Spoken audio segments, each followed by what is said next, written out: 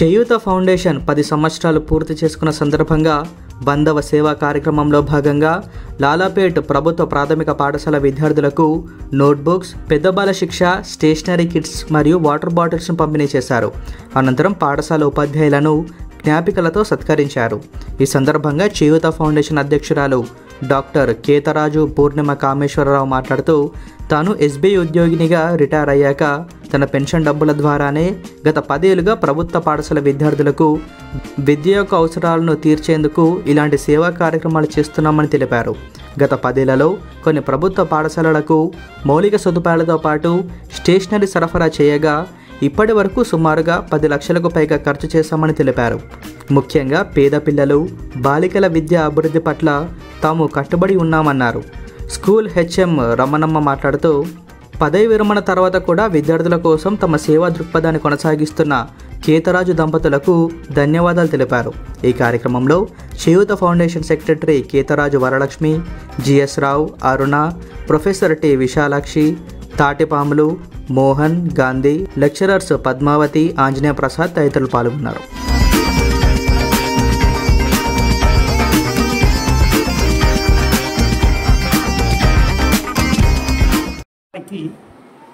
చేయూత foundation తరపున నమస్కారాలు తెలియజేస్తున్నాము. నా పేరు కేతరాజు కామేశ్వరరావు, నా శ్రీమతి కేతరాజు వరలక్ష్మి. మేము సరిగ్గా 10 సంవత్సరాల క్రితం చేయూత ఫౌండేషన్ అనేది మేము స్థాపించాము. మా ముఖ్య ఉద్దేశం ఏంటంటే చిన్న పిల్లలకి చదువుకి సంబంధించిన సపోర్ట్ ఇవ్వాలని, అందులో కూడా ఆడపిల్లల్ని ముఖ్యంగా దృష్టిలో పెట్టుకుని చేయాలి అని. ఈ 10 సంవత్సరాలుగా మేము ఇక్కడ ఉన్న 4-5 గవర్నమెంట్ స్కూల్స్కి మాత్రమే వెళ్తున్నాం. ఎందుకంటే అక్కడ పిల్లలు ఎకనామికల్లీ కొంచెం వీక్ కాబట్టి అక్కడికి వెళ్ళి ఆ ప్రిన్సిపాల్ని, టీచర్ని అడిగి వాళ్ళకి ఏం కావాలో కనుక్కొని ప్రతి 3 నెలలకు ఒకసారి వాళ్ళకి కావాల్సిన వస్తువులు అవన్నీ వాళ్ళకి పరుస్తాం. అలానే ఇవాళ మేము మా 100వ కార్యక్రమం చేస్తున్నాము. ఇందులో భాగంగా మేము ఈ చిన్నారులందరికీ పెద్ద బాల శిక్ష అని తెలుగు నేర్చుకోవడానికి ఒక నోట్ పుస్తకము, కలర్ పెన్సిల్స్, క్రేయాన్స్, తర్వాత పెన్సిల్స్ ఇవన్నీ కూడా వీరికి ఇవాళ అందజేస్తున్నాం. దీంతో పాటు ఒక వాటర్ బాటిల్ కూడా అందజేస్తున్నాం. ఎందుకంటే ఈ రోజుల్లో కలుషితమైన వాటర్ వస్తుంది కాబట్టి పిల్లలు ఇంటి నుంచే ప్రొటెక్టెడ్ వాటర్ తెచ్చుకొని స్కూల్లో తాగుతారన్న ఉద్దేశంతో అది కూడా చేస్తున్నాం. దీంట్లో ఒక అతి ముఖ్యమైన విషయం ఏంటంటే, మేము ఎవరిని పైసలు అడగదు.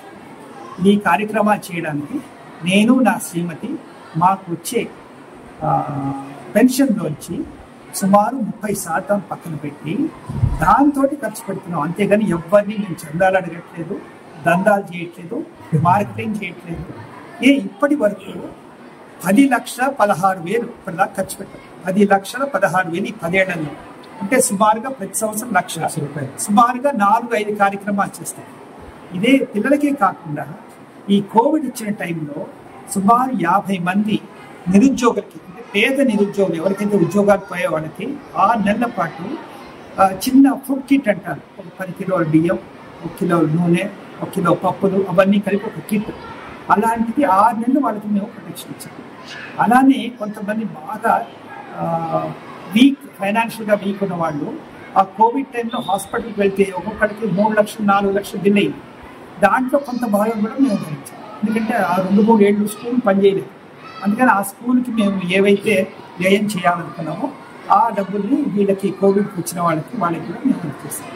ఇది కాకుండా దేశంలో ఉన్న మహాత్ములు పెద్ద వాళ్ళని కూడా మేము సత్కరించుకున్నాం.